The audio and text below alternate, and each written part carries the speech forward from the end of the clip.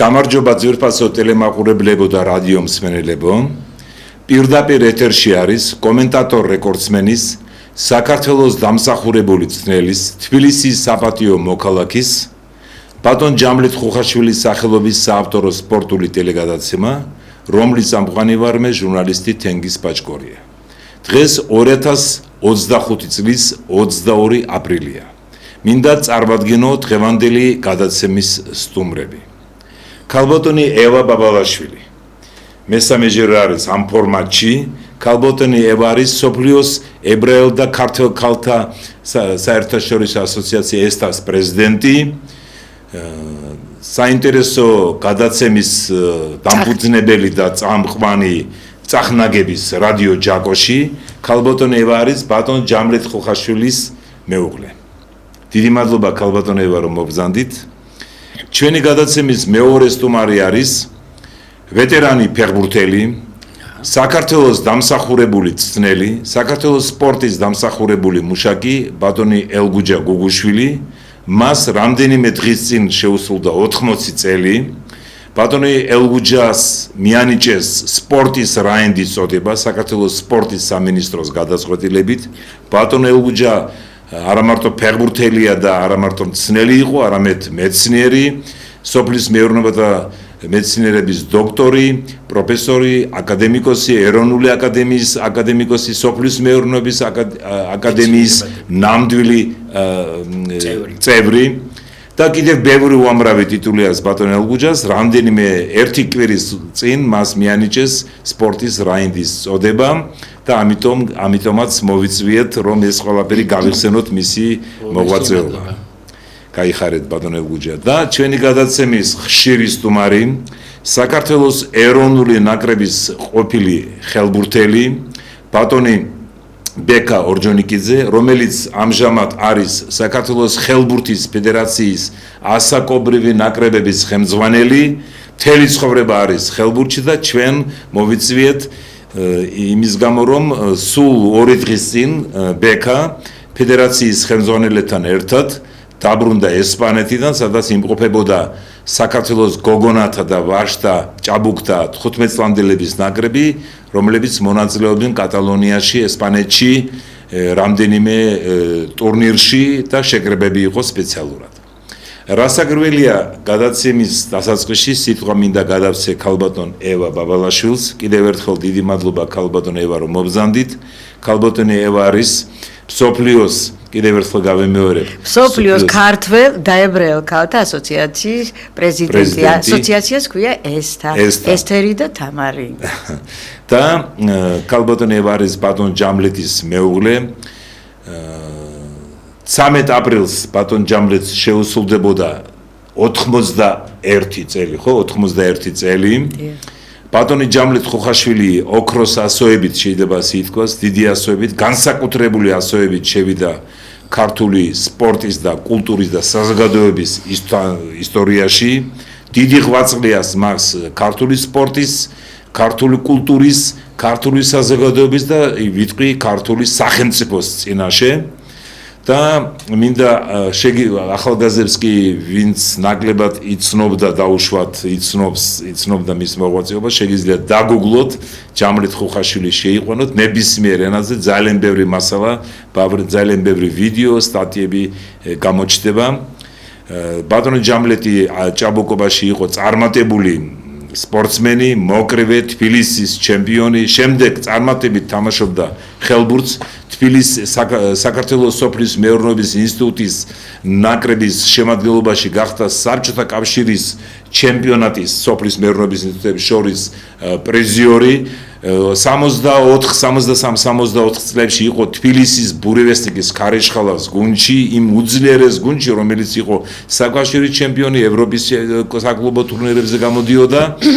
რაღაც ობიექტური და სუბიექტური მიზეზების გამო 64 წელს მოუწია მას წასვლა გუნდიდან, შეცდა ადრე მისი სახელმწიფო კარიერა, მაგრამ წარმატებით 58 წლის განმავლობაში ბატონი ჯამლეთი იყო ერთ-ერთი საუკეთესო ტელერადიო კომენტატორი და არის რეკორდსმენი ამ კუთხით ამიტომ ვეუბნებით ყველას, რომ კომენტატორ რეკორდსმენი არა მარტო საქართველოში, არამედ ევროპის და მსოფლიოს სამეულში შედის, როგორც ამბობენ, მაგრამ ის მეორე და მესამე ადგილოსანი ჯერჯერობით არ გამოჩენილა, მაგრამ ბატონ ჯამრეთი დიდი ასოებით შევიდა ქართული სპორტის, კულტურის და საზოგადოების ისტორიაში. ახლა სანამ გადავცემდი სიტყვას ქალბატონ ევას, მინდა გთხოვოთ გადაცემის რეჟისორს ვთხოვ ჩართოს ის ვიდეო ის სპეციალური გადაცემის ფრაგმენტი, გადაცემის რომელიც გავიდა 2016 წელს, დაახლოებით 10 წლის წინ აფხაზეთის საინფორმაციო ანალიტიკური ცენტრის ეთერში გავიდა ეს გადაცემა, ინტერვიუ ბატონ ჯამლეთთან, რომელიც იხსენებს თავისი სპორტული კარიერის აფხაზეთის მონაკვეთს. გთხოვთ ჩართოთ ეს ვიდეო თუ შეიძლება.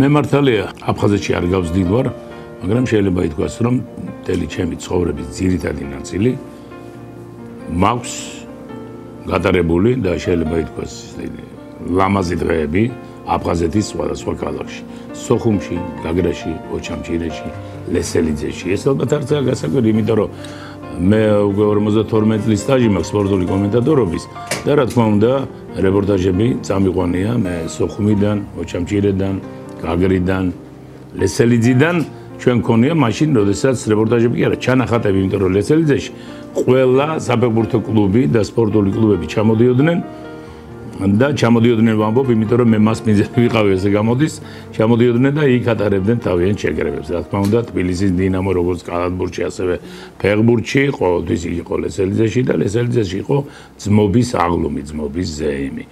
გარდა ამისა, სოხუმში არიან ჩემი ნათესავები დაბადებულები, ეს გიგლა ხუხაშვილის ოჯახი, გიგლა ხუხაშვილი ცნობილი დრამატურგი.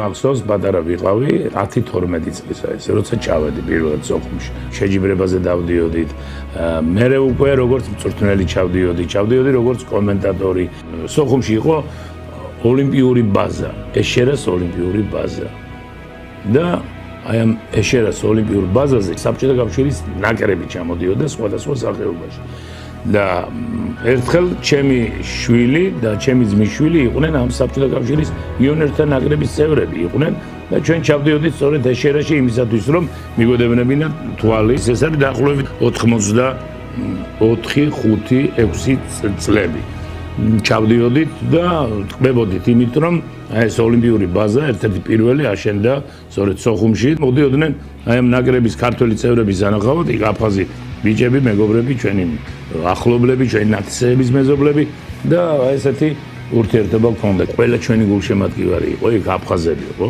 მოდიოდნენ გვერდში გვიждდებოდნენ და იყო პერიოდი როდესაც ჯიხური საერთოდ არ იყო და ისე მიყვარდა და ხალხში ვიჯექით ამის გარდა ქართველი ებრაელები იყვნენ ძალიან ბევრი სოხუმში განსაკუთრებით აი ჩერნომორეცის საზოგადოებაში ძალიან ბევრი ქართველი ებრაელი მუშაობდა იქ და ჩვენ მქონდა ნათესაური ქართულებრაული და ესეთი ამხანაგური დამოკიდებულება ერთმანეთთან, მაგრამ ყველაზე მთავარი ის არის, რომ ხოდე მახარაძე და მე და ასევე კიდევ ჩემი კოლეგები თემურ ჯაფარიძის თამადობით ჩვენ ძალიან ხშირად მივდიოდით მივლინებაში. საქართველოს საფეხბურთო ჩემპიონატების გარდა იყო პერიოდი, როდესაც მიდიოდა აი როგორც ხიარული სტარტები, შეჯიბრებები და ხდებოდა ქალაქი ქალაქს, რაიონი რაიონს, რეგიონი რეგიონს და ასე იყო სოხუმი თბილის და ჩვენ ჩასული ვიყავით რამდენიმეჯერ მე ძალიან კარგად მახსოვს თუ როგორ ხდებოდნენ ადგილობრივი აფხაზები რა ძმური დამოკიდებულება იყო და არ არსებობდა რომ რომელიმე ჩვენი ღონისძიება დასრულებული იყო მეორე ტაიმის გარეშე კარგად იცით თუ რას ნიშნავს მეორე ტაიმი ანუ არ წავსულიყავით რესტორანში და იქ არ გვეზეიმა ჩვენი ურთიერთდამოკიდებულება მე არასდროს არ დამავიწყდება ასევე როგორც მწვრთნელი ჩავდიოდი სოხუმში და ვატარებდი საქართველოს ჩემპიონატის მატჩებს არა როგორც კომენტატორი არამედ როგორც მწვრთნელი მე მინდა ჩემი მამამასწავლებელი კოტე მახარაძე ვახსენო, იმიტომ რომ კოტეს განსაკუთრებით უყვარდა იქ სტუმრობა, განსაკუთრებით უყვარდა გაგრაში. ჯერ ერთი სწორედ აქედან წამოვიდნენ უამრავი ჩვენი მომავალი თბილისის დინამოელები. ტარდებოდა საკმაოდ მაღალ დონეზე კალათბურთის ჩემპიონატები, კალათბურთის სოხუმში იყო ერთ-ერთი ნომერი პირველი და სოხუმელებთან პაეკრობა იყო ძალიან საინტერესო და ძალიან ძნელი.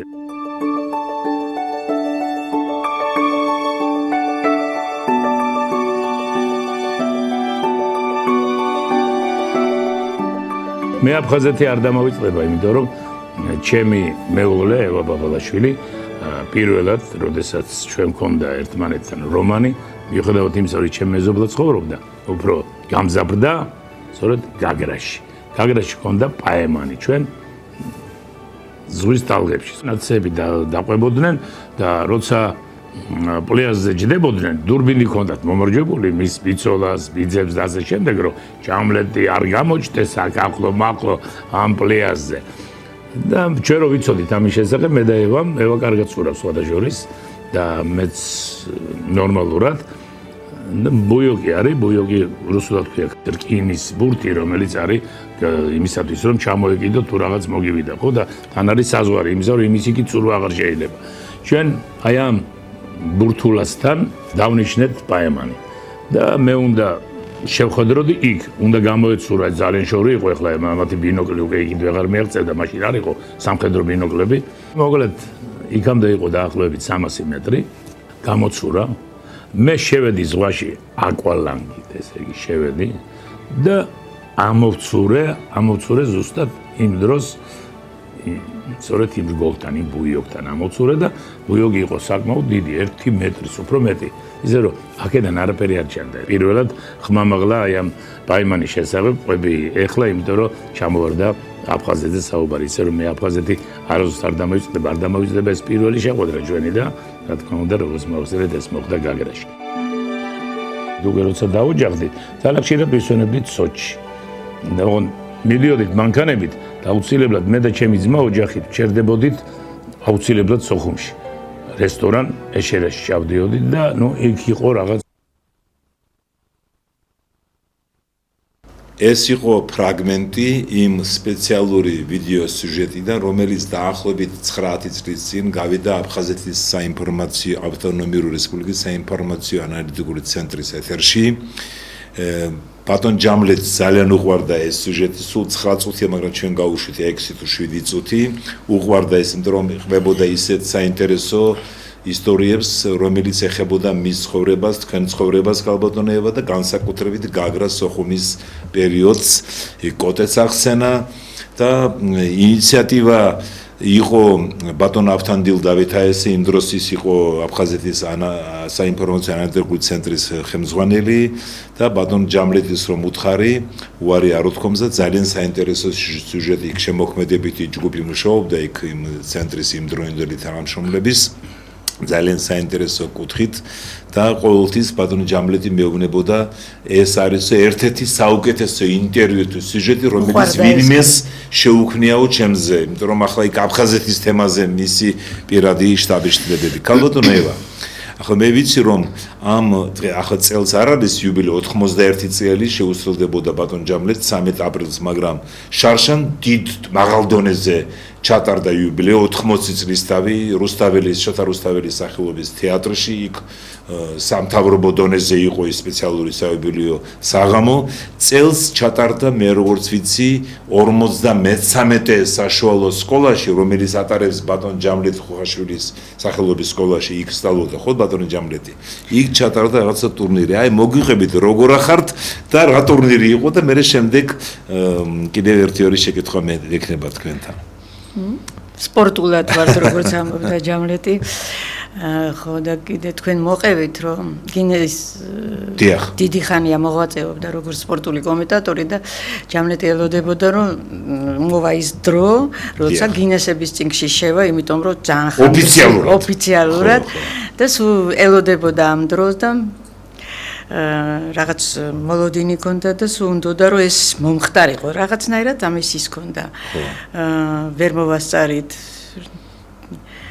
ვართ, ეხლა ვაგრძელებთ ჯამლეთის საქმეებს, რადიო ჯაკო ისევ აღვადგინეთ. აღადგინეთ, ხო. კი. ცოტა ხანში უკვე გავალთ ეთერში, უკვე თქვენი გადაცემაც წახნაგები იქნება თუ სხვა ფორმით იქნება? არა, წახნაგები იქნება. მე იქ გვაქვს ჩვენ სპორტული საკალათბურთო გუნდი, სადაც შერმადინი გაიზარდა და მაკაბი ქვია მაგას და მაგასაც 90-იან წლებში დაარსებული. დაერსა და გაიზარდა ჯამლეთი ამაყობდა შერმადინით და სულ ყველას უგზავნიდა მესეჯებს თუ როცა რაღაცას დაამყარებდა დიდ რეკორდებს შერმადინი გაამართლა შერმადინმა და ერთხელ კი თქვა რომ ამაზე მეტი რა უნდა გამეკეთებინა საქართველოსთვის რომ შერმადინი გავზარდეო. ну მე და ჩემი ოჯახი, ჩემი მიშა ხოხაშვილი, ია ხოხაშვილი ყველანაირად ვცდილობთ რომ გავაგრძელოთ ჯამლეთის საქმეები და იმიტომ რომ ყოველას უყვარდა ჯამლეთი და ასეთი შთაბეჭდილება მაქვს რომ ტერი არ ყავდა არსად, არც იქით, არც აქეთ და ყველა უყვარდა და ადამიანები უყვარდა. ძალიან ბევრ ადამიანს დაეხმარა ცხოვრებაში, სპორტსმენებს, კულტურის მოღვაწეებს, ჩვეულებრივ უცნობ ადამიანებსაც. მე ვიცი ასობით ასეთი მაგალითი. ეხლაც როცა დავდივარ სადმე. გძნობთ ამას. არა, გძნობთ კი არა, ყველა მე უნდა იციება რა გამიკეთა ჯამლეთმა, ეს თხოვე. მიშიკო დადის, ჩემი შვილი ისიც და ხანტი-ხანტ ვფიქრობ, როგორ მოვასწრო ამდენი რამე ჯამლეთმა, რანაირად იმდენ რამეს ახალს ვიგებ, რომ ჯამლეთის ყოფნის დროსაც არ ვიცოდი და ღამის 4 საათზე 3 ტელეფონი ეჭირა ხელში და მახსოვს სპორტის სასახლის დირექტორი იყო ლომიძე ხო გახსოვს და რაღაცაზე ლაპარაკობდნენ ესპანეთში უნდა წასულიყვნენ შეჯიბრებებზე და დაავიწყდა და იმას ჩაეძინა იმაში ტელეთავის ტელეფონით იმიტომ რომ სხვა ტელეფონმა და სხვა ზარი შემოვიდა და მე მეუღლე ურეკავს რომ ბატონო ჯამლეთ გეღოწებით დამთავრეთ მაგასთან ლაპარაკობ ყურმილით ძინავსო ისე რომ არავისთვის უარი არ უთქვი არასოდეს დახმარებოდა ჯამთელობის, სპორტის, ცხოვრებისეული საკითხების მოგვარებაში, განსაკუთრებით ჯამთელობისას ვიცი. აი კორონის დროს, როცა ჩვენ ისრაელში ვიყავით და ჯამლეთიც მკურნალობდა, 5 წუთში ერთხელ ზარი შემოდიოდა, რომ ჯამლეთ მიშველე ვერსად ვერ მაწვენენ ადგილი არ არის, 3 წუთში ის ადამიანი უკვე განწესებული იყო აქეთ თუ იქით და ვამაყობ იმითი რომ ჯამლეთი ასეთი იყო და ასეთი ცხოვრება გავატარეთ. აი სკოლაში რა ტურნირი იყო ახლა აპრილში? საკალათბურთო ტურნირი იყო. გარდამავალი თასი იქნება ყოველწლიურად ჩატარდება ეს და ეხლა ეს პირველი მცდელობა იყო და იმიტომ თვითონ ეს სკოლა გადასახლებულია ცოტა სხვა სკოლაში, იმიტომ რომ რემონტს აკეთებდა. 53 საშუალო სკოლა თბილისის, სადაც სწავლობდა ჯამლეთი, იქ ტარდება ეს საკალათბურთო ტურნირი, ხო? არა, ну იქ ალბათ მანდა ჯერჯერობით რემონტი იყო და სხვაგან იყო. სხვაგან, ხო. ხო და აი ასე. შარშან მე მახსოვს კარგად დღესაც ვესაუბრე სპორტულ ჟურნალის ასოციაციის ვიცე-პრეზიდენტს მიხეილ აბაიშვილს. შარშან ოქტომბერში იმ დროს ჯერ პრეზიდენტი იყო, ახლა გიგა გვენცაძეა სპორტულ ჟურნალის ასოციაციის პრეზიდენტი. ოქტომბერში ჩატარდა 3-3-ზე კალათბურთის ჯამლეთ ხოხაშვილის სახელობის ტურნირი, პირველი ტურნირი, ერთი უცხოეთიდანაც იყო გუნდი, სავარაუდოდ ეს ტურნირი გაგრძელდება, იქნება, ტრადიციული იქნება და თქვენ რომ ახსენეთ კალათბურთი შერმადინი. ბატონი ჯამლეთ ხოხაშვილი 1994 წელს იყო საქართველოს ეროვნული საკალათბურთო ნაკრების ერთ-ერთი დამფუძნებელი გუნდის უფროსი. მენეჯერის ყველა საკითხები მას ჩავარდნილი იყო მაშინ საკალათბურთო იყო და ხომ იცით რა დრო იყო ბექა იმ დროს რთული იყო სპონსორების მოძებნა, ფორმების მოძებნა, ეკიპირების ბილეთის სახელმწიფოს არ ჰქონდა ამდენი საშუალება. მენეჯერის იყო, ადმინისტრატორიც, მწვრთნელთა შტაბშიც იყო და გუნდის ხერხემალი იყო, ასე შეიძლება ითქვას. შერმადინის გარდა დიდი წვლილი მიუძღვის მას ვობა სტეფანიას გაზდაში და ამერიკაში NBA-ში კალათბურთელი, რომელიც NBA-ში მოხვდა და ვლადიმერ სტეფანია. ამაყობდა სავიზიტო ბარაძე იყო ესეთი სურათი, აქეთ შერმადინი, აქეთ სტეფანია და შუაში ჯამლეთი და ყველას ვეუბნებოდი, აქ ჯამლეთი არ ზის, დგას, ისეთი მაღლები იყვნენ ესე. თავარი რაც იყო ახალგაზრდება შეიძლება არც იციან. გიორგი შერმადინის გაზდაში ის მონაწილეობდა, კიდევ იქ სნელები იყვნენ, ნოდარ კორკია, მიშა სავარჯიშევდა თქვენი შვილი და პირდაპირ საქართველოსდან წავიდა, საქართველოსდან წავიდა საბერძნეთის პანათინაიკოსში, გახდა მერე ჩემპიონთა ლიგის ევროლიგა ქვია, ევროლიგის ბოდიში და ეხლა და მეორეჯერ უკვე სხვა გუნდში იყო. თენგიზ ეხლაც ამყარებს დიდ რეკორდებს და აპრილის არა ვიცი თვალყურს ვადენებ. საუკეთესო მოთამაშე იყო და მეუბნები ჯამლეტი ბატონი ჯამლეტი ამაყობდა რომ შერმადინმა გაამართლო, სხვებმაც გაამართლეს და მინდა დიდი მადლობა გითხრათ ქალბატონევა რომ ასე ცდილობთ მიუხედავად იმ რთული განცდებისა რთული პერიოდისა თქვენ ცდილობთ ეს საქმეც გააგრძელოთ და შემდეგ ერთ-ერთ გადაცემაში მიშა ხუაშვილი იქნება ჯამლეტის ბიჭი რომელიც იყო კალათბურთელი საქართველოს ნაკრებში თამაშობდა საკავშირი ჭაბუკთა ნაკრებში თამაშობდა საბჭოთა კავშირის ნაკრებში იყო კაპიტანი კი და ევროპის ჩემპიონი ახალგაზრდების შორის საკავშირის ნაკრებში და მერე მაკაბის კლუბის ერთ-ერთი დამფუძნებელი და პრეზიდენტი, ხო, პრეზიდენტი. და ოლიმპიური კომიტეტის არაოლიმპიურ თამაშების პრეზიდენტი ჯამლეტი სახეობების, ხო, არაოლიმპიური სახეობის. ეხლა მიშა გახდა, დიახ.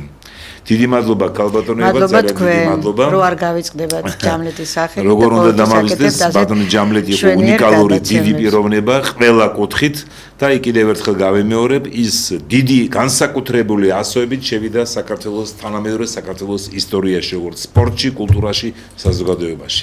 დიდი მადლობა ქალბატონევა.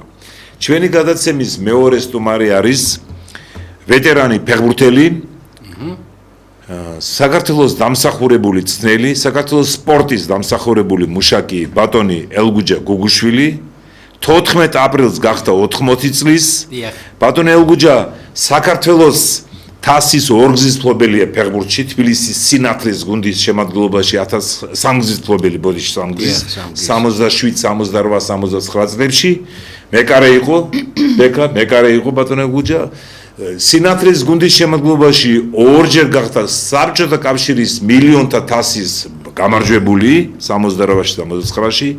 ბატონი ელგუჯა ბოლო 50 თითქმის 50 წელი აქტიურად უთავსებს სპორტს მეცნიერებასთან, არის 86-ში დაიცვა საკანდიდატო დისერტაცია სოფლის მეურნეობის დარგში, 93-ში სადოქტორო დისერტაცია, არის ეროვნული აკადემიის აკადემიკოსი 97 წლიდან, არის სოფლის მეურნეობის აკადემიის მეცნიერებათა აკადემიის ნამდვილი წევრი 2013 წლიდან, ხო, 2000 აკადემიკოსი, 217 სამეცნიერო ნაშრომის ავტორი, მათ შორის 5 წიგნისა. ბატონი ელგუჯა იყო საქართველოს სხვადასხვა კლუბების მთავარი წნელი 70-იან, 80-იან, 90-იან წლებში და იყო თურქმენეთის ეროვნული ნაკრების მთავარი წნელი 96-97 წლებში. პირველი ქართველი სპეციალისტი, რომელიც უცხო ქვეყნის ეროვნული საფეხბურთო ნაკრების მთავარი წნელი იყო და ამასენად დღეს 22 აპრილია, 10 აპრილს, მგონი 10 აპრილს, ხო? 12 აპრილს. არა, 10 აპრილს იყო სპორტის სამინისტროში ღონისძიება.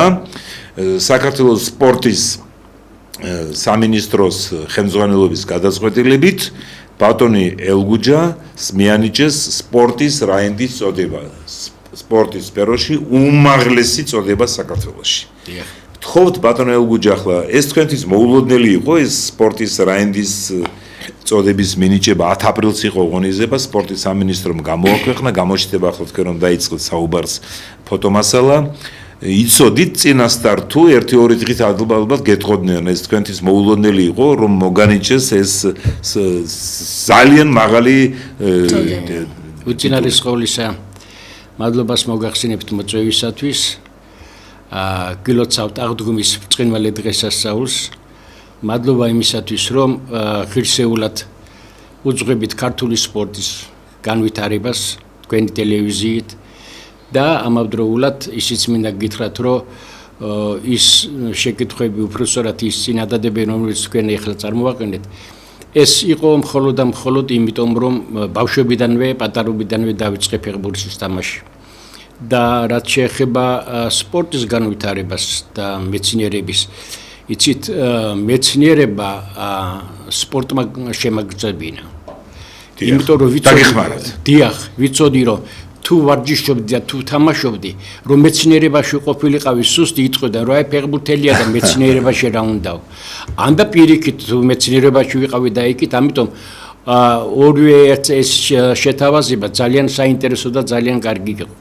ამავდროულად ისიც მინდა აღვნიშნო, რომ აი ეს ნაკრებები, რომლებიც იყვნენ საბჭოთა კავშირის სპორტ საზოგადოებათა ნაკრები, რომელიც თქვენ ბრძანეთ თურქმეთის ეროვნული ნაკრები, საბერძნეთის იანინა ევროკავშირის გუნდებს შორის. ახლა გამოჩნდება ფოტომასალა და იქაც არის ამ მე ესენი ცით როდესაც ჯერ კიდევ სტუდენტი ვიყავი, ფიქრობდი, როგორმე რაღაცა გამეკეთებია ქართული ფეხბურთისათვის. და იცით რა მოხდა? მოხდა ის, რომ როდესაც სადოქტორო დისერტაციას ვიცავდი, 12 საათზე იყო დანიშნული ჩემი დისერტაციის დაცვა. მაგრამ 10 საათზე დავნიშნე დილას ვარჯიში. ხო და უკვე მეცნიერები ზიან ელოდებიან, როდის დაიწყება აქეთი 10 წუთი აკლია 12 და გუგუშვილი არ აჩანს. რამე ქნა დისერტაციის დაცვა. სადოქტორო დისერტაციის დაცვა. მოწვეული იყვნენ სასომხეთიდან, რუსეთიდან. დიახ, ისინი. ხო და როგორც იქნა მოვასწარი და შევარდი. ესე იგი ვარჯიში არ გააუქმეთ, დიახ, ამას ხას უსვამ, რომ სპორტი ადამიანს აკეთილშობილებს, სპორტი ადამიანს აძლიერებს, სპორტი ყოველთვის არის ღირსეული პიროვნებების, ასე ვთქვათ, მეგობარი და მეკვლე. ამიტომ აი ესეით იყო ჯერჯერობით ეს. ამ ტიტულებს კიდევ დავამატებ, ახლა თქვენ ახსენეთ, მაგრამ ფართოდ ვიტყვი 1991 წელს ბატონი ელგუჯა იყო საქართველოს სპორტულ საზოგადოებათა ნაკრების მთავარი მწვრთნელი, 92 წელს საბჭოთა კავშირის სპორტ საზოგადოებათა ნაკრების მთავარი მწვრთნელი. სერიოზული იმ დროს ახლა ხომ იცით, ბექა თქვენ სპორტსმენი კაცი ხარ და იცით ეს რას ნიშნავს. და შემდეგ, საქართველოს სხვადასხვა კლუბებში იყო ზოვეტი, მორკინალი, ალგეთი, ვიჯორჯია და ეს აბერძნეთში და 98 წლიდან 2005 წლამდე ბატონ ელგუჯა იყო ზოვეტის რექტორი და 2006 წლებში იყო სპორტის აკადემიის რექტორი და იმ შუალედში ერთი წელი იყო სოფლის სასოფლო სამეურნეო ინსტიტუტის პრორექტორი. ახლა ჩვენ წინა გადაცემაში, როცა თქვენ ერთი თვის უკან იყავით სტუმრად, იქ დეტალურად მოვყევით, მაგრამ სიახლე ის არის, რომ თქვენ გახდით სპორტის რაინდი. მაინც წინასწარ გაგართხილეს, ხო, ეს წარმომიდგენია რა გრძნობები იყო, მაინც ეს იცით რა არის, არ ველოდებოდი სიმართლე. არ ველოდებოდი. მაგრამ მას შემდეგ რაც დამირეკეს და მითხრეს, რომ წარმოუდგენელი ხარ სპორტის რაინდის წოდებაზე, სახში რომ მივედი, იცით რა, წრემლები და წამომივიდა უცებ. ეთქი როგორ კი, მაგრამ ეს ალბათ ეს იმის დამსახურებაა და იმის მაგალითი არის, რომ როგორ უნდა იყოს პატიოსანი წესიერი, რომ აღზარდო ახალგაზრდები, როგორ უნდა იყო შემოქმედი, რომ ამდენი სხვათა შორის მინდა გითხრათ, რომ ბევრი ფეხბურთელი ჩემი აღზრდილი თბილისის დინამოს, საქართველოს ეროვნული ნაკრების თავმჯდომარე და სხვადასხვა საკლუბო გუნდებში თამაშობდნენ და როდესაც მითხრეს, რომ სპორტის რაინდის წოდებაზე ხარ წარდგენილიო, ვიფიქრე, მართლა ხო არა, ხო არ ხუმრობენ, ხო არ ეძებიან, მაგრამ ყველაფერი ხო იცით, როგორია ცხოვრებაში, უცებ შემოდის და ამავდროულად გაგახარებს, ასე რომ ეს იყო ჩემ ცხოვრებაში ძალიან დიდი სიხარული, ძალიან დიდი დაფასება და ვეცდები, რომ კიდევ გავაგრძელო ასევე. მიუხედავად იმისა, რომ 80 წელი შემისრულდა, თქვენ წარმოვიდგინეთ, მე ყოველდღიას 2-3 კილომეტრს დავივარ. ვარჯიშობ. აუცილებლად და ეს არის უკვე მთელი ჩემი ცხოვრების მანძილზე. და არც კი მიფიქრია, რომ როდესმე ვარჯიშისთვის თავი დამანებებია. ეხლაც კიდე, როდესაც შეხვედრა ქონდა ჩემს ყოფილ ფეხბურთელებთან, ყოფილ სტუდენტებთან, ყველა მეუბნება, ბატონო გუჯა, რა ახალგაზრდულად გამოიყურებ. რამდენი წლისა ხართ და ვატყუებ 65, 68 წლის. აი ესეთი რაღაცები არის და მაგრამ მაინც კიდე ვიმეორებ, რომ ქართულ რეალობაში ახალგაზრდებმა აუცილებლად უნდა იმოქმედონ იმისათვის, რომ ისინი გახდნენ ღირსეული სპორტსმენები, ჩვენი ერის და ქვეყნის ბოდიში ახლა კადრებში ხედავთ სპორტის მინისტრი, საქართველოს სპორტის მინისტრი ბატონი შალვა გოგოლაძე და ბატონი ელგუჯა გოგუშვილი, როცა თქვენ გადმოგცეთ ეს ოფიციალურად საბუთები შესაბამისი სპორტის რაინდის 10 აპრილს იყო. აი ეს სურათი კი 12 აპრილს არის, როცა გაიმართა საიუბილეო საღამო ბატონ ელგუჯას საპატივცემლოდ 80 წლის შეგესრულდათ. კაი ფორმაში ხართ ბატონ ელგუჯა, ძალიან დიდი მადლობა თქვენ რომ მთელი ცხოვრება ხართ სპორტში და ამას უთავსებთ მეცნიერება, წარმატ ნიუ-იორკის აკადემიის წევრი 2001 წლიდან. კემბრიჯის უნივერსიტეტის დოქტორი. კემბრიჯის უნივერსიტეტის სხვადასხვა ქვეყნებიდან გამოგჩა მეც და თქვენც. ფეხბურთის სიყვარულისადმი მე ჩემი სამეცნიერო კვლევით მუშაობის 12 წელი მოვანდომე, რომ გამომიყვანა კურდღლის ბოცვრის შავი ჯიში. სახელად პელე. და დავარქვი პელე, იმიტომ რომ პელე ჩემ ცხოვრებაში იყო საუკეთესო უძლიერესი მე-20 საუკუნეში, დიახ. და ვცდილობდი რომ მე იქ აი ეს და ასე რომ ესეც შევქმნი რომ მეცნიერებაშიც ჯიში გამოვიყვანე, რომელსაც ფეხბურთთან დაკავშირებით და პელე დავარქვი. ძალიან საინტერესოა, ვიცი ეს სერიოზული ნოვაციების ავტორი ხართ თქვენ. და ძალიან დიდი მადლობა მინდა გითხრათ, რომ აი ეს სპორტულად, მეცნიერულად, პუნქტუალურად, ძალიან მიზანმიმართულად უძღვებით თქვენ საქმეს. ახლა წარმოიდგინეთ ბექა, სპორტ ჯერ ფეხბურთელი, მერე მწნელი და პლუს ამდენი ხანი მეცნიერი პლუს ორი უმაღლესის რექტორი იყო თავის დროზე, პრორექტორი მესამეში. და ყველაფერს ასწრა. სპორტი ეხმარება ამ საკითხებში მოწესრიგებაში. დიდი მადლობა ბატონ ელგუჯა. მადლობ თქვენ მოწვევისათვის. მადლობ თქვენ და ჩვენი გადაცემის მესამე სტუმარი ტრადიცია ჩამოყალიბდა რომ ბეკასულ მესამე სტუმარი, მაგრამ დესერტზე ბოდიში რომ ვიწყებდი ყველაზე ტკბილი სხვას არ ეწყინება საქართველოს ეროვნული ნაკრების ყოფილი ხელბურთელი, წარმატებული ხელბურთელი ამჟამად კი საქართველოს ხელბურთის ფედერაციის ასაკობრივ ნაკრებების ხელმძღვანელი ბეკა ორჯონიკიძე თავის დროზე ბეკა იყო საქართველოს ახალგაზრდული ნაკრების და ეროვნული ნაკრების წნელი და დღეს მოვიწიოთ იმიტომ რომ 3 დღის წინ საქართველოს გოგონათა და ჭაბუკთა 15 წლამდელების ნაკრები დაბრუნდა ესპანეთიდან, კატალონიაში იყვნენ, იქ შეკრება იყო ტურნირები, რამდენიმე მატჩები ჩაატარეს და ბეკა იყო დელეგაციის წევრი, ბატონი ვახტანგ მეიფარიანის შემოგიერთად ბატონ ფედერაციის პრეზიდენტი, მერე ლევან სალუქვაძე იყო ვიცე-პრეზიდენტი, დიდი დელეგაცია, ახლა ყველას ვერ ჩამოვთვლი, შეიძლება ვიღაცა გამომჩეს და მე არ მოჩნდები კრიტიკის ობიექტი, მინდა გთხოვოთ ბეკა განაცვალე. რასთან დაკავშირებით იყო ეს შეკრება, ვიცი რომ ეს ხელბურთის ფედერაცია მოაწვა საქართველოს ესპანეთის ფედერაციასთან თანამშრომლობის შედეგად, მაგრამ რა შეკრებები იყო, სად იმყოფებოდით, რა თამაშები და რა შედეგია ამისა ყველაფერი, თუ შეიძლება ბეკა განაცვალე. მოგესალმებით, მოგვიანებით, გილოცავთ აღდგომის პირველ დღესასწაულს, თქვენ აქ სტუდიაში თქვენ სტუმრებსაც და მთლიანად მართლმადიდებელ სამყაროს. ძალიან მიხარია ეს მინდა გითხრათ რომ ასეთ ბრწყინვალე ადამიანებთან ერთად მომიწვიეთ სტუდიაში და რა შემიძლია თქვა დავიწყებ ცოტა თავიდან იქიდან დავიწყებ რომ ჩვენ ფედერაციასა და ესპანეთის ფედერაციას შორის განსაკუთრებით კატალონიის ფედერაციაში და კატალონიის რეგიონის კი ბატონო და რატო გამოვყოფ ამას იმიტომ რომ კატალონიაში არის ერთ-ერთი საუკეთესო ხელბურთი აქედან დავიწყოთ ბარსელონა და გრანოლერსი რო ავიღოთ მარტო ეს კლუბები და დანარჩენი უკვე გასაგებია დავიწყეთ ძალიან აქტიური თანამშრომლობა როგორც მწვრთნელების აღზრდის საკითხებში, ასევე მოთამაშეების. რამდენჯერმე უკვე ვიყავით ჩვენ სტუმრად, როგორც ვაჟები, ასევე გოგონები ესპანეთში, ყავდნენ ჩამოყვანილი პირიქით, აქეთაც იყვნენ, ეს ხალხი არის ბარემწვრთნელებსაც დავასახელებ, პაუ კამპოსი და ხავიერ სალვადორი. ხავიერ სალვადორი უფრო გოგოების მხარეს არის, ანუ მათ გაწვრთნის, პაუ კამპოსი კი ვაჟებს.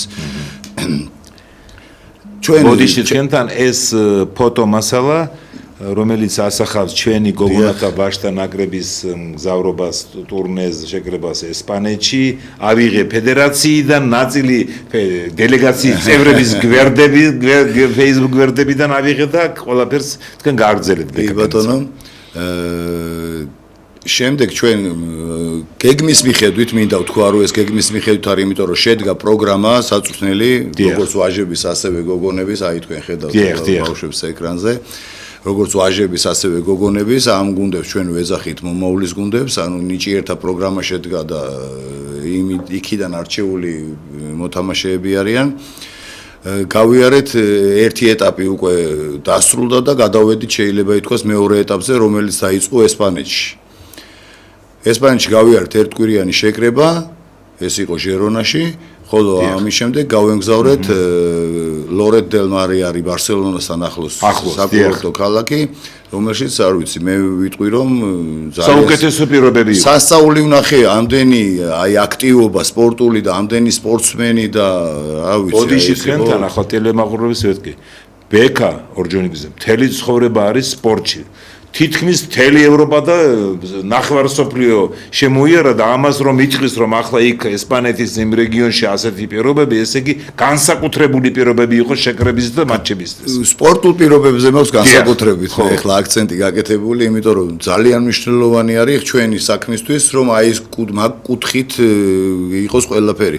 იყო ძალიან დიდი ტურნირი, ტარდებოდა 3 ასაკში, ჩვენ საშუალო ასაკი ვიყავით 15 წლამდელები. 24 გუნდი მონაწილეობდა ვაჟებში, 20 გუნდი მონაწილეობდა გოგოებში ჩვენ ასაკში. საკმაოდ წარმატებით, პროგრესი სახეზია, განვითარება სახეზია.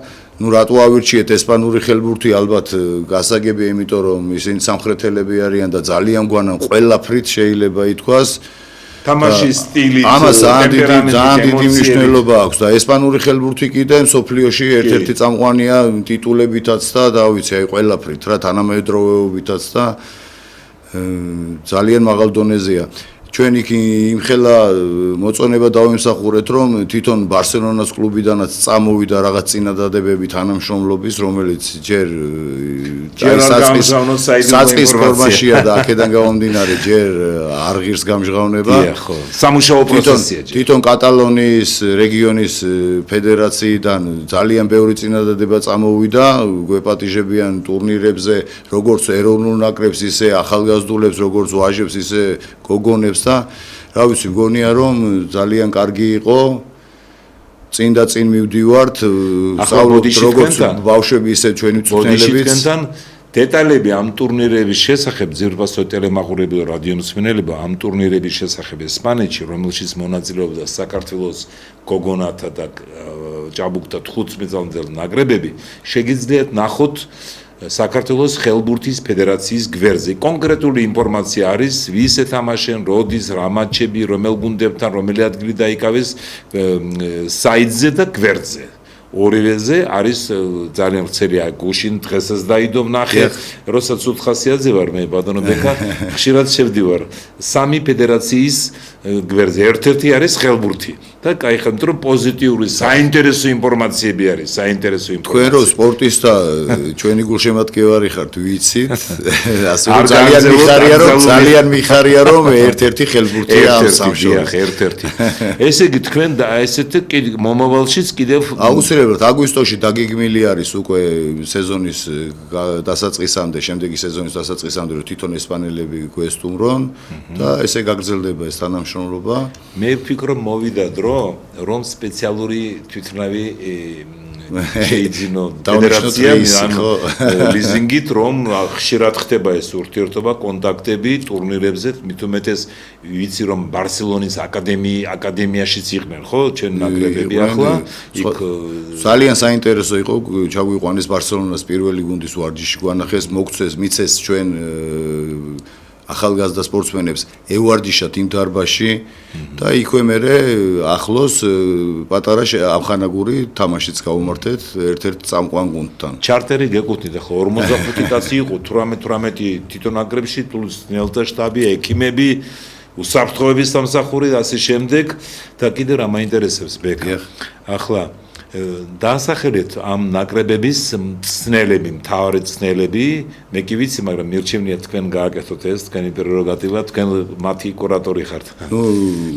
ესპანელი მწნელები უკვე დავასახელე, ვაჟებში არის გიორგი გვაზავა, გოგონებში არის ინა ჭკუასელი და მარიამ ჩავჩიძე. რა პოზიციაზეც მე ვარ ახლა ვაჟებში იგივე პოზიციაზე არის ლანა მარგიანი, რომელიც ხელმძღვანელობს ქალთა ხელბურთის მიმართულებით. რა თქმა უნდა კიდე სხვა რაღაც დავალებებიც გვაქვს ჩვენ და სხვა სამსახურსაც ვასრულებთ, მაგრამ ძირითადი ჩვენი მოვალეობა ეგ არის. არასდროს არ ვართ ბოლომდე კმაყოფილები, მინდა გითხრათ. ყოველთვის გვინდა რომ უფრო და მეტი გავაკეთოთ. ჩვენ ესპანელ მეგობრებთან და კოლეგებთან ერთად ახლა ამ ტურნირის ანალიზი კეთდება, რომელსაც გავითვალისწინებთ მომავალი ვარჯიშებისთვის. ეს საინტერესოა და მნიშვნელოვანი, იმიტომ რომ ზუსტად ამ ნაკრებებიდან რამდენიმე წელიწადში იქნება შევსება 19 წლამდელების, ისება შევსება ეროვნული ნაკრებების და მით უმეტეს წელს თელავში ივლისში გაიმართება ევროპის ჩემპიონატი 19 წლამდე გოგონთა ნაკრებების შორის. რომელშიც ამ გუნდიდან, ამ 15 წლამდელთა გუნდიდან რამდენიმე მოთამაშე იქნება, ხო? არის კანდიდატი. დიდი შანსი ეს და კარგი დაზუსტება გვარებს არ ვამბობ, ხო? არის კანდიდატი, ესე იგი ისე დონეზე არიან ეს 15 წლამდელი გოგონების ნაკრების რამდენიმე წევრი, რომ 19 წლამდელთა ნაკრების კანდიდატი არიან. კი ბატონო. შეიძლება მოხდეს, შეიძლება არ მოხდეს, მაგრამ უკვე დიდი შანსია რომ მოხდნენ, მაგრამ ჯერჯერობით მინიმუმ 1-2 ხო, დიახ. ჩვენი ხელბურთი იცით ყველა აღმავლობის გზაზეა, ბოლო წლებში განსაკუთრებით დიდი შედეგი აჩვენა ეროვნულმა ნაკრებმა მამაკაცების 24 წლის იანვარში გერმანიაში ჩატარებულ ევროპის ჩემპიონატზე საქართველოს ეროვნული ნაკრები გამოვიდა პირველად დამოუკიდებლობის პერიოდში საქართველოს ეროვნულ ნაკრებმა დადო ეს შედეგი, გავიდა ევროპის ჩემპიონატის ფინალურ ეტაპზე. იქ 3 მატჩიდან მოვიგეთ 1 ბოსნიასთან, არც ერთ სხვა დებიუტანტს არ მოუგია არაფერი, არც ფარერებს, არც აბერძნეთს. წელს ახლა მივდივართ ამ თემისკენ, ბატონო ბექა, მეტნაკლებად წარმატებით გამოდის საქართველოს ეროვნული ნაკრები მამაკაცებს შორის. ესე იგი 2 მატჩი მოვიგეთ ბოსნიასთან 13 და 16 მარტს, ეს არის 26 წლის ევროპის ჩემპიონატის საკვალიფიკაციო ეტაპის მატჩები. ნოემბერში შარშან ბოლო წამებზე საბერძნეთში წავაგეთ, საბერძნეთთან 4 წამი იყო დარჩენილი რომ გაგვიტანეს 1 ბურთი წავაგეთ და თბილისში ისლანდიასთან. ახლა მივდივართ იმ თემაზე. 8 მაისს, რა იქნება თბილისში 8 მაისს? თქვენ თქვით და მეც დავამატებ. ჯერ აქედან დავიწყებ რომ ერთ-ერთი ყველაზე დიდი და მნიშვნელოვანი დღე არის ქართული ხელბურთისთვის. აღნიშნავ იმას რომ წინა ევროპის ჩემპიონატს ჩვენ გავედით როგორც საუკეთესო მესამე ადგილოსნებიდან მოხვედრილი გუნდი და საკვალიფიკაციო ეტაპზე წელს ჩვენ 8 მაისს გამარჯვებით უკვე 100%-იანი მეორე ადგილით პირდაპირ ხვდებით ევროპის ჩემპიონატის ფინალზე. 2 ბურთით უნდა მოვიგოთ თუ 1? არა აქვს გადამწყვეტი მნიშვნელობა. აბა გითხარით რა ხდება 8 მაისს? 8 მაისს მთავარი არის, მე ესე ვიტყოდი, რომ ყველა სპორტსმენი ჯანმრთელი იყოს. რა ვიცით, ის დიდი იმედიც მაქვს და არანაკლებ მნიშვნელოვანი არის მაყურებლის ხარდაჭერა. კი. არანაკლებ მნიშვნელოვანია. ამის მოყოლა აღარ არის საჭირო, მე მგონი რომ გამატებითი მოთამაშეა. საიდუმლო რა ხდება 8 მაისს? მე ვიტყვი. 8 მაისს საღამოს 5 საათზე, 17 საათზე თბილისში მაღლივ კორპუსთან მდებარე თბილისი არენაზე დაიწყება ევროპის ჩემპიონატის საკვალიფიკაციო ეტაპის გადამწყვეტი მატჩი საქართველოს და საბერძნეთის ეროვნულ სახელმწიფო ნაკრებებს შორის. დაასწრება ამ შეხვედრაზე, როგორც მე ვიცი, ფედერაციის გადაწყვეტილებით ჩვენი ფედერაციის არის უბასო, ბილეთი არ გჭირდებათ. რატომ არის 5 საათზე თამაში? იმიტომ რომ როგორც მე მითხრეს ფედერაციიდან, იგი იმავე საღამოს მატჩის შემდეგ რამდენიმე საათში ჩვენი ნაკრები უნდა გაფრინდეს რიგის გავლით ისლანდიაში. იქ 11 მაისს გვაქვს მატჩი, ბოლო მატჩი ამ საკვალიფიკაციო ეტაპის, მაგრამ თუ მოვიგეთ საბერძნეთთან ბექა ერთი ბურთისას ყოფნის, ხო? რა თქმა უნდა. თუ მოვიგეთ საბერძნეთთან, უკვე გასულები ვართ ევროპაზე თუ როგორ ხდება? თუ რაღაცა კიდე კითხვები არის? არა, კითხვები აღარ არის. უნდა მოვიგოთ. თუ დამთავრდა ფრედ, მაშინ რაღაცა შანსები. ფრედ თუ დამთავრდა, მაშინ შეიძლება კიდე კითხვები გაჩნდეს, მაგრამ ჯობია მოვიგოთ და 11 მაისს ახლა მე გეტყვით. იქ ისლანდიაში გუშინ წინ ველაპარაკე ქართული დიასპორის ერთ-ერთ ხელმძღვანელს. ელოდებიან ჯერ ბერეთების გაკეთვა იქ ისლანდიაში არ დაუწყიათ რეიკიავიკში, არ ვიცი, 30 კაცი მოვა თუ 50 ქართველები ბევრი არ შეიძლება 100 კაცამდეც მოვიდეს ეს ჰოკეის მატჩებზე საქართველოს ნაკრები რომ იყო 30 კაცი დადიოდა, კალათბურთელები რომ იყვნენ 3 წლის წინ 150 მოვიდა, მაგრამ ხელბურთზე მინიმუმ 50-იც რომ მოვიდეს, ბევრი არიან ისლანდიაში. 400-ზე მეტი ქართველი ცხოვრობს. 50 კაცის რომ მოვიდეს, მე ფიქრობ, კაი ხარდაჭერა იქნება, მაგრამ ყველაფერი გადაწყდება 8 მაისს. 8 მაისს უნდა დავამარცხოთ მოედანზე საბერძნეთის ნაკრები და მეორეჯერ საქართველოს ეროვნული ნაკრები მიიღებს უფლებას მონაწილეობა მიიღოს ევროპის ჩემპიონატში. და თქვენ როგორ ფიქრობთ, აი ეს როგორც ხელბურთელი, როგორც მენეჯერი კი არა, როგორც ხელბურთელი, აი დღევანდელ ნაკრებს აქვს ჩემი განწყობა არის ისეთი, რომ აი მე როგორც ბოსნიასთან თამაშებზე მჯეროდა რომ აქაც მოვიგებით და ბოსნიაშიც მე მჯერა რომ ამჯერადაც გამარჯვებულები ვიქნებით. დიახ, რა თქმა უნდა. ესე იგი საბერძნეთთან, ისლანდიასთან ისლანდია სერიოზული დონის გუნდია, ფავორიტი, მსოფლიო ჩემპიონატები, ევროპის ჩემპიონატები და იქ ისლანდიაში ახლა ყველაზე დიდი პრობლემა აქვს როლანდ ერაძეს. იქ ცხოვრობს ჩვენი სახელოვანი მეკარე საქართველოს ნაკრების, ისლანდიის ნაკრების მერე მსოფლიო ჩემპიონატებზე მონაწილე ოლიმპიადაზე და ახლა ის ცნელთა შტაბშია ისლანდიის და რომელ ტაიმში ვის უკომაგოს საქართველოს თუ ისლანდიას ისლანდიის ჩვენი მეგობარია ერთად თამაშობდით წლების განმავლობაში და 90-იანებში 2000-იანების დასაწყისში ხო იმ პერიოდში გადასახლდა ისლანდიაში. კი, 2000 წლებიდან, ხო, ბოლო 23-25 წლები. 25 წელია დაახლოებით, ხო, შეიძლება მეტი 90. გადასახლდა და საკმაოდ კარგი ხელბურთი ითამაშა, თქვენ უკვე აღნიშნეთ, რომ ოლიმპიადა და ასე შემდეგ, რა ძალიან კი, სერიოზულ დონეზე. მეკარეების ძნელია დღეს ისლანდიაში. შარშან მე ივნისში ვიყავი ისლანდიაში და კიდევ ერთხელ დარწმუნდი რა ავტორიტეტი აქვს ერაძეს ისლანდიის ხელბურთში ახლა. აქ ცალკე თემაა ახლა ეს და ისლანდიის ახლა ცნელთა შტაბშია, ხო, ეროვნულ ნაკრებშიც არის და გაუჭირდება ახლა ჩვენ ნაკრებთან არის პროფესიული მიდგომა, არის ადამიანური. მათაშორის თბილისში კარგი ბრძოლა ჰქონდა ისლანდიასთან, სამწუხაროდ დაუმარცხდით, მაგრამ კარგი ბრძოლა ჰქონდა. ნუ რა თქმა უნდა, აქაც საბერძნეთთან უნდა გავიმარჯვოთ აუცილებლად და ისლანდიაში იბრძოლებენ ბიჭები, ეჭვი არ მეპარება. იმედი მაქვს, რომ ჩვენ მაყურებელს გავახარებთ. ძალიან კარგი პროგნოზია, მეც ფიქრობ, რომ საბერძნეთთან ძალიან დიდი შანსი გვაქვს, რომ მოვიგოთ. ისლანდიასთან უკვე მნიშვნელობა არ ექნება წავაგებთ, მოვიგეთ, მაგრამ მაინც კაი თამაში უნდა ვაჩვენოთ, რომ იქ გავახაროთ. ნუ გრანდებთან მოგებაზე რო ვისაუბროთ, ალბათ გვახსოვს უნგრეთის თამაში წინა ევროპის ჩემპიონატზე გასასვლელად. ბუდაპეშტში არ იყო იქ 2023 წლის აპრილის. ასე რომ გამორიცხული არაფერი არ არის. ხო, ეს ნახოთ, მაგრამ მით უმეტეს ჩვენი ბიჭები ფორმაში არიან.